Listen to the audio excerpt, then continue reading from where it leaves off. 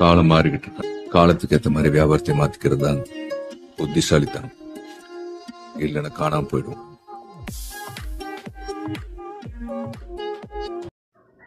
Hi friends, இந்த வீடியோவில் gold ஜிபிபிஜிபி and டிஎக்ஸ்ஐப்பரோட scalping setups வந்து பார்ப்போம், எப்படி ட்ராப் பண்ணுறது அப்படின்றத. ஓகேங்களா, அதுக்கு முன்னாடி என்ன பண்ண போகிறோன்னா, இன்றைக்கி என்னென்ன ஃபாரெக்ஸ் நியூஸஸ் இருக்குன்னு சொல்லிட்டு ஃபாரெக்ஸ் ஃபேக்ட்ரி வெப்சைட்டுக்கு போக போகிறோம். இப்போ கரண்ட்டாக ஒரு 6 AM சிபிஐ நியூஸஸ் வந்து வந்துருந்துச்சு. அந்தளவுக்கு பெரிய இம்பேக்ட் கிடையாது. இது வந்து ஏயுடி பேர். ஓகேங்களா, 10 to 15 pips தான் மூவ்மெண்ட் கொடுத்தது. அதுக்கப்புறம் என்ன ஆச்சுன்னு நான் பார்க்கல. அதுக்கப்புறம் இன்றைக்கி வேறு என்ன நியூஸஸ்னால், யூஎஸ்டியில் வந்து அன்எம்ப்ளாய்மெண்ட் சேஞ்சஸ்ன்னு சொல்லிட்டு ஒரு நியூஸ் இருக்குது. இது வந்து என்எஃப்பி கிடையாது, இது வேறு நியூஸு. என்எஃப்பி வந்து பார்த்திங்கன்னா நமக்கு வந்து ஃப்ரைடே தான் வரும் எப்போயுமே. அதாவது மந்த்லி ஃபஸ்ட் வீக்கில் ஃப்ரைடே தான் வரும். அதையும் பார்த்துக்கணும். அப்புறம் 7 PM ஒரு நியூஸ் இருக்குது, ஜிடிபி. அப்புறம் அதே இதில் எம்ப்ளாய்மெண்ட் காஸ்ட் இண்டெக்ஸ்னு சொல்லிட்டு நியூஸ் இருக்குது. அது என்னென்ன நியூஸ்ன்னு சொல்லிட்டு பார்த்துட்டு அந்த டைமில் மட்டும் கொஞ்சம் ட்ரேட் பண்ணுறத கொஞ்சம் அவாய்ட் பண்ணிக்கலாம். ஓகேங்களா, இப்போ நெக்ஸ்ட் நம்ம திரும்ப ட்ரேடிங் வியூ சாஃப்ட்வேருக்கு போயிடுவோம். இப்போ ட்ரேடிங்குள்ளே வந்துட்டோம் அப்படின்னா நமக்கு வந்து இன்றைக்கி கோல்டோட அனாலிசிஸ் தான் பார்க்க போகிறோம். 30 minutes டைம் ஃப்ரேம் தான் வச்சுருக்கோம். இங்கே பார்த்தோம் அப்படின்னா இந்த ரேஞ்சு ஃபுல்லாமே ஒரு கன்சால்டேஷன்ஸில் மார்க்கெட் என்ன பண்ணிகிட்டு சுற்றிக்கிட்டு இருக்குது. ஸோ இந்த கன்சால்டேஷன்ஸ் எப்போ பிரேக் அவுட் பண்ணுதோ அப்போ நம்ம போயிட்டு ஒரு சூப்பரான ப்ராஃபிட்டை புக் பண்ணிட்டு வெளியே வர போகிறோம். ஓகேங்களா, இப்போ நம்ம வந்து சப்போர்ட் எடுத்துக்குவோம். ஒரு லைன் எடுத்து இந்த ரேஞ்சில் நான் வந்து சப்போர்ட் வந்து மார்க் பண்ணுறேன். இங்கே ஏன் மார்க் பண்ணுறேன் அப்படின்னா, இந்த இடத்துல ரிஜெக்ஷன் ஆகிருக்கு, அப்புறம் இந்த இடத்துலலாம் ரிஜெக்ஷன், அப்புறம் இங்கெல்லாம் விக்கலாக ரிவர்சல் ஆகிருக்கு. ஃபஸ்ட் நம்ம மார்க் பண்ணுவோம். அடுத்த கொஞ்சம் கொஞ்சமாக ஒவ்வொரு டைம் ஃப்ரேமாக போய்ட்டு அட்ஜஸ்ட்மெண்ட் பண்ணிவிட்டு அப்புறம் லைன் சார்ட்டில் போய்ட்டு அட்ஜஸ்ட்மெண்ட் பண்ணிக்குவோம். நான் வந்து இப்போ சப்போர்ட் மார்க் பண்ணிட்டேன். நெக்ஸ்ட்டு வந்து ரெசிஸ்டன்ஸ் மார்க் பண்ண போகிறேன். ரெசிஸ்டன்ஸ் வந்து இந்த இடத்துல நான் மார்க் பண்ண போகிறேன். இங்கே ஒரு ரிவர்சல் கேண்டில்ஸ்டிக்ஸ் வேறு வந்திருக்கு, அதாவது ஸ்பின்னிங் டாப் கேண்டில் இங்கேருந்து ரிவர்ஸ் ஆகிருக்கு. ஸோ அந்த இடத்துல வந்து நான் மார்க் பண்ணிக்கிறேன். அப்புறம் நான் வந்து கலர் சேஞ்சஸும் பண்ணிக்கிறேன். ஓகேங்களா, பார்க்க டிஃப்ரெண்ட்டாக இருக்கணுன்றக்காக இந்த ரெண்டு இதையும் நான் வந்து வேறு கலர் சேஞ்சஸ் வந்து பண்ணிக்கிறேன், சப்போர்ட் அண்ட் ரெசிஸ்டன்ஸை. அண்ட் இதை கையோட நான் வந்து ரெசிஸ்டன்ஸ்னு சொல்லிட்டு மார்க் பண்ணிக்கலாம். ரெசிஸ்டன்ஸ், இது சப்போர்ட்.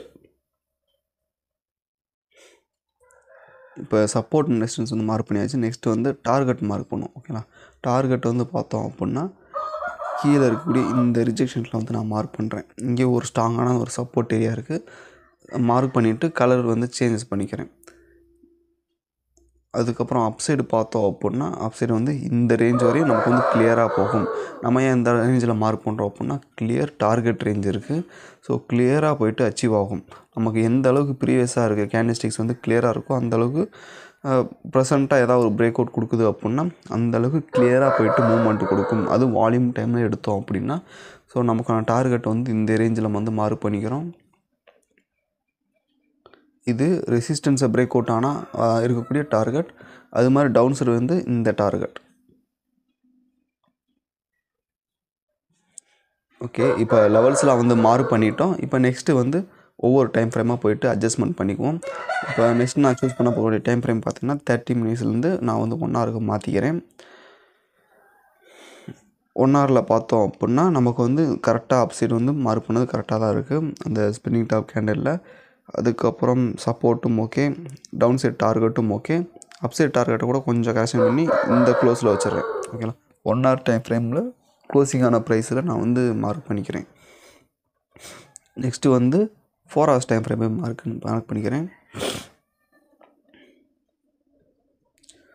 4 hours டைம் ஃப்ரேமில் பார்த்தோம் அப்படின்னா நமக்கு வந்து என்ன இருக்குது, இந்த கரண்ட்டாக இருக்க 4 hour கேண்டில் ஒரு புல் பேக் போயிட்டு இங்கேருந்து ரெஸ்பெக்ட் பண்ணி ரிவர்சல் கொடுக்குது. ஓகேங்களா, மேக்ஸிமம் செல்லிங் போகிறக்கான பாசிபிலிட்டிஸ் இருக்குது. செல்லிங் போயிட்டு அதுக்கப்புறம் பையிங் போகிறக்கான பாசிபிலிட்டிஸ் வந்து அதிகமாக இருக்குது. ஏன்னா ரிவர்சல் ஆகிட்டுருக்கு, அதையும் பார்த்தோன்னா தெரியும்.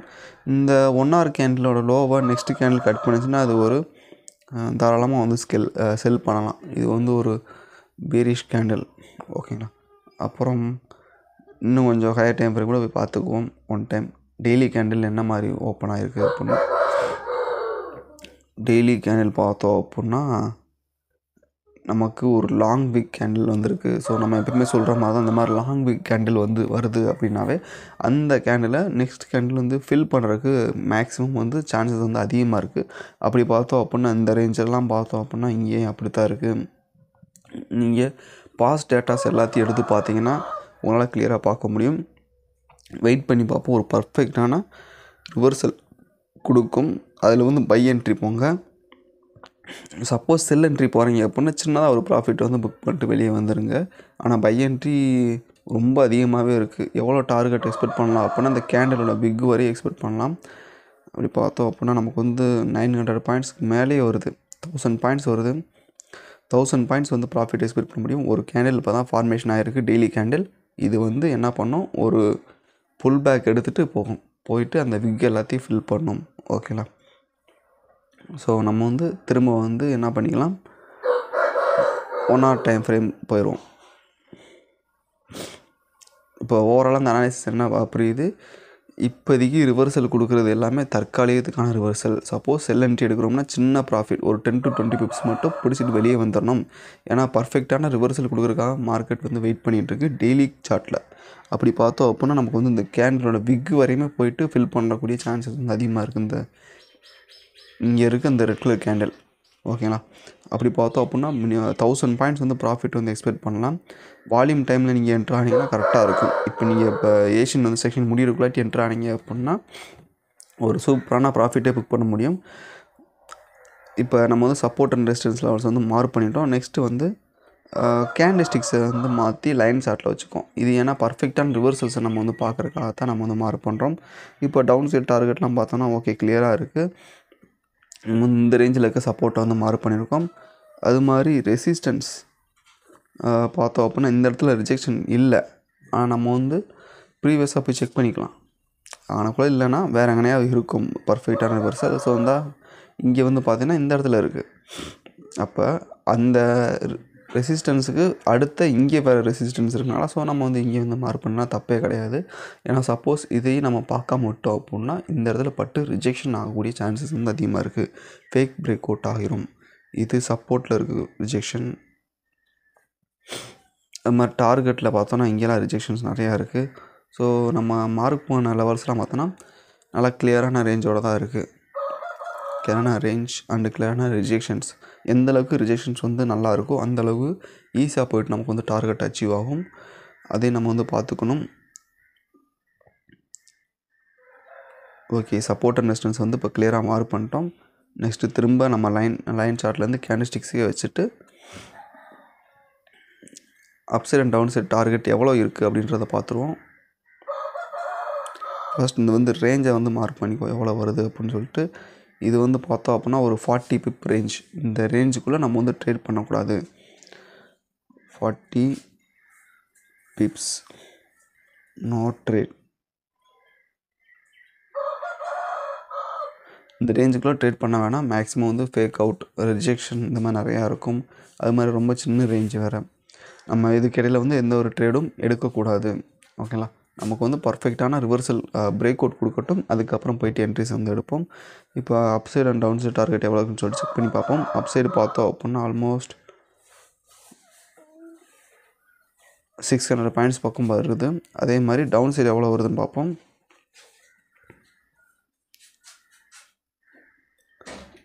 டவுன் சைடு பார்த்தோம் அப்படின்னா ஒரு 370 பாயிண்ட்ஸ் வரையும் வருது.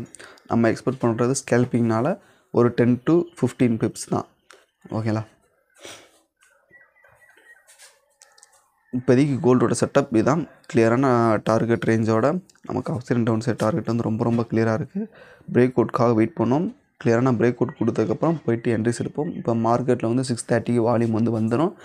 அதுக்கப்புறம் பார்த்துட்டு எடுக்க வேண்டியதான். ஓகே, இப்போ சப்போஸ் நம்ம அப்சைட் எடுக்கக்கூடிய என்ட்ரி வந்து பிரேக் அவுட்டிலே நம்ம மிஸ் பண்ணிட்டோம் அப்படின்னா நெக்ஸ்ட் எப்படி எடுக்கலாம்னா ஒரு புல் பேக் கொடுக்கட்டும். ஓகேங்களா? லோயர் டைம் ஃப்ரேமில் ஒரு புல் பேக் கொடுக்கட்டும். அதுக்காக வெயிட் பண்ணுங்கள். வெயிட் பண்ணிவிட்டு அதுக்கப்புறம் இந்த இந்த பிரேக் அவுட் ஆனதுக்கப்புறம் இது வந்து சப்போர்ட்டாக மாறிடும் ரெசிஸ்டன்ஸ். ஸோ இந்த சப்போர்ட்லேருந்து நம்ம ஒரு பர்ஃபெக்டான கேண்டில்ஸ்டிக்ஸை பார்த்துட்டு பை என்ட்ரியும் போகலாம். நம்ம இந்த இடத்துட்டே நம்ம என்ட்ரி எடுத்துட்டோம்னா ஓகே, நம்ம வந்து சேஃபாக வெளியே வந்துடுங்க. அப்படி இல்லைன்னா அதை மிஸ் பண்ணிட்டீங்கன்னா இங்கேயும் போகலாம். அப்போ இல்லைனா செகண்ட் என்ட்ரியாகவும் நம்ம வந்து இந்த இடத்த எடுத்துக்கலாம். ஒரு சூப்பரான என்ட்ரி, மிஸ் பண்ணிடாதீங்க. இப்போ நெக்ஸ்ட்டு பார்க்கக்கூடிய பேர் வந்து பார்த்தோம் அப்படின்னா டிஎக்ஸ்ஐ வந்து பார்த்துருவோம். டிஎக்ஸ்ஐ இப்போ பார்த்தோம்னா இந்த ரேஞ்சில் வந்து ஒரு நல்ல ஒரு கன்சால்டேஷன்ஸ் இருக்குது. இந்த கன்சால்டேஷன் வந்து நம்ம மார்க் பண்ணிக்குவோம். இது சப்போர்ட்டு, இது ரெசிஸ்டன்ஸ். கரண்ட்டாக ட்ரேட் ஆகக்கூடிய ப்ரைஸுக்கு மேலே இருக்க மல்டிபிள் டச்சஸ் எல்லாமே நமக்கு வந்து ரெசிஸ்டன்ஸ். கரண்ட்டாக ட்ரேட் ஆகிட்டு இருக்கக்கூடிய மார்க்கெட்டுக்கு கீழே இருக்க மல்டிபிள் டைம் ரிஜெக்ஷன்ஸ் எல்லாமே நமக்கு வந்து சப்போர்ட்டாக வந்து ஆக்ட் ஆகிரும். இப்போ அப்சைடு வந்து டார்கெட் இங்கே மார்க் பண்ணிக்குவோம், டவுன் சைட் டார்கெட் இந்த ப்ரீவியஸ் லோவில் வந்து மார்க் பண்ணிக்குவோம். ஓகேங்களா? இதை நம்ம ஏன் பார்க்கணும் அப்படின்னா, இப்போ இங்கே வந்து கன்சால்டேஷன்ஸில் இருக்குது அதே 30 மினிட்ஸ் டைம் ஃப்ரேம். கோல்டில் பார்த்தோம் அப்படின்னா அதே 30 மினிட்ஸ் டைம் ஃப்ரேம் கன்சால்டேஷன். அதே மாதிரி அது வந்து ரெசிஸ்டன்ஸ்லேருந்து ரிவர்சல் ஆகிருக்கு. இது வந்து என்ன ஆகுது, இப்போ தான் சப்போர்ட்லேருந்து புல் பேக் ஆகிட்டு இருக்குது. அதையும் பார்த்துங்க. கரன்சி கோர் ரிலேஷன் நம்ம வந்து சொல்லுவோம். இங்கே எதனா ஒரு பிரேக் அவுட் கொடுத்தா அங்கேயும் பிரேக் அவுட் கொடுக்கும், இல்லை இங்கே ரிவர்சல் கொடுத்தா அங்கேயும் ரிவர்சல் கொடுக்கும். இது போக போக உங்களுக்கு வந்து புரிய வரும். இப்போ வால்யூம் இல்லாதனால நமக்கு வந்து அந்தளவுக்கு பெருசாக தெரியலை. ஆனால் வால்யூம் இருக்கிற டைமில் வந்து அதை நல்லாவே பார்க்க முடியும் கரன்சி கோர் ரிலேஷன்ஸை. இப்போ நம்ம வந்து கரண்ட்டாக ரெசிஸ்டன்ஸ்லாம் மார்க் பண்ணிட்டோம். கிளியரான டார்கெட் ரேஞ்ச் தான். டார்கெட் ரேஞ்சும் கிளியராக இருக்குது, சப்போர்ட்டும் கிளியராக இருக்குது, எல்லாமே ஓகே கிளியராக இருக்கனால நம்ம வந்து ஹையர் டைம் ஃப்ரேம் போய் பார்க்க தேவையில்லை. இதுலேயே பர்ஃபெக்டாக இருக்குது.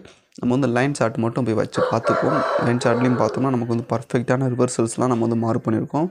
ஸோ இந்த ரேஞ்செல்லாம் பிரேக் அவுட் ஆச்சு அப்படின்னா நம்ம மார்க் பண்ணியிருக்க அந்த ப்ளூ லைனில் போய்ட்டு கிளியராக போய்ட்டு அச்சீவ் ஆகும்.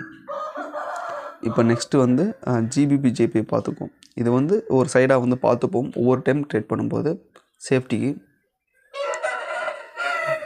ஜிபிபி ஜேபியில் பார்த்தோன்னா இப்போ நான் கொஞ்ச நேரத்துக்கு முன்னாடி தான் ஒரு ஸ்கேல்பிங் செட்டப் வந்து மார்க் பண்ணியிருந்தேன். பிரேக் அவுட் கொடுத்துருந்தது. அது மார்னிங் 5 மணிக்கு முன்னாடி பிரேக் அவுட் கொடுத்தாவே அது வந்து 6 மணிக்கு முன்னாடி வந்து பிரேக் அவுட் எந்த ஒரு பிரேக் அவுட் கொடுத்தாலுமே அது வந்து ஒர்க் ஆகாது அந்தளவுக்கு. நமக்கு எப்போ பிரேக் அவுட் கொடுக்கணும் அப்படின்னா 6:30 அந்த டைமில் தான் பிரேக் அவுட் கொடுக்கணும். அப்போ தான் வந்து பர்ஃபெக்டான என்ட்ரியாக இருக்கும். ஏன்னா இன்னும் அப்போ தான் வந்து ஏஷியன் செக்ஷன் வந்து ஓப்பன் ஆகும். அதுக்கு முன்னாடி இருக்கிறது எல்லாமே ப்ரீ ஏஷியன் தான். ப்ரீவியேஷனோட ஏஷியன் செக்ஷன் தான் நமக்கு வந்து வால்யூம் இருக்கும். பட் ஒரு சிங்கிள் ட்ரேட் எடுத்தாலும் நமக்கு வந்து கிளியராக போயிட்டு மூவ்மெண்ட் கொடுக்கும். இப்போ மற்ற செக்ஷனில் லண்டன் செக்ஷனில் எக்ஸாம்பிள் எடுத்துக்கிட்டோம் அப்படின்னா மேக்ஸிமம் நிறையா ஃபேக் பிரேக் அவுட் வந்து கொடுக்குது சான்ஸ் வந்து அதிகமாக இருக்குது. சடனாக மேலே போகும், சடனாக கீழே வரும். ஸோ நமக்கு தேவையில்லாமல் அந்த ஓவர் ட்ரேட்லாம் பண்ணோம்னா நமக்கு வந்து பெரிய ப்ராப்ளமாக ஆகி போயிடும். நம்ம எந்த ட்ரேட் எடுத்தாலும் நமக்கு வந்து லாஸ் தான் அப்படின்ற மாதிரி ஆகி போயிடும். அந்த மாதிரி செக்ஷனில் அப்படி அன்பேலன்ஸாக இருக்கும் வால்யூம். இதில் வந்து அப்படி கிடையாது. இதில் வந்து ஒரே டைரெக்ஷனில் போகும். ஏஷியன் செக்ஷன் சரி, நியூயார்க் செக்ஷன் சரி, அந்தளவுக்கு அந்த ஃபேக் பிரேக் அவுட் இந்த மாதிரிலாம் எதுவுமே இருக்காது. ஏன்னா நான் ரொம்ப நாளாக வந்து ட்ரேட் பண்ணிட்டு தான் இருக்கேன். நம்ம மார்க் பண்ண சப்போர்ட் வந்து பார்த்தோன்னா இந்த இடத்துல மார்க் பண்ணியிருக்கேன் 187.080 அந்த ரேஞ்சில் வந்து மார்க் பண்ணியிருந்தேன். பட் நமக்கு என்ட்ரி கொடுத்தது நம்ம வந்து ஆனால் இருந்தாலும் எடுக்கல. ஏன்னா 6 மணிக்கு காலையில் 6 மணிக்கு முன்னாடியே கொடுத்துருச்சு.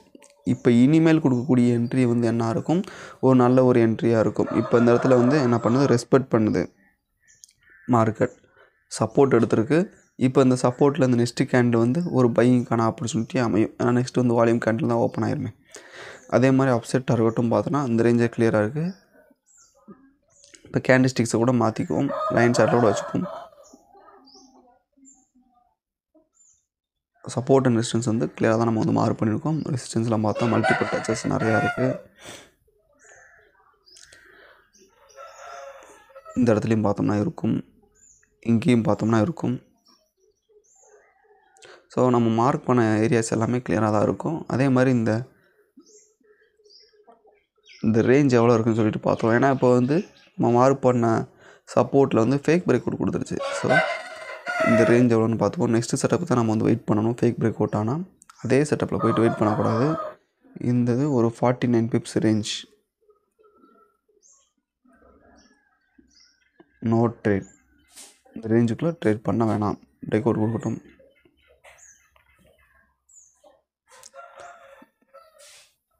வெயிட் பண்ணி பார்ப்போம். நெக்ஸ்ட் செட்டப்புக்கு இப்போதைக்கு இதான் செட்டப். இப்போ வால்யூம் வேறு ஓப்பன் ஆயிரும். ஸோ மினிமம் ப்ராஃபிட்ஸை புக் பண்ணிட்டு வெளியே வரது கொஞ்சம் சேஃபாக இருக்கும். Thank you friends.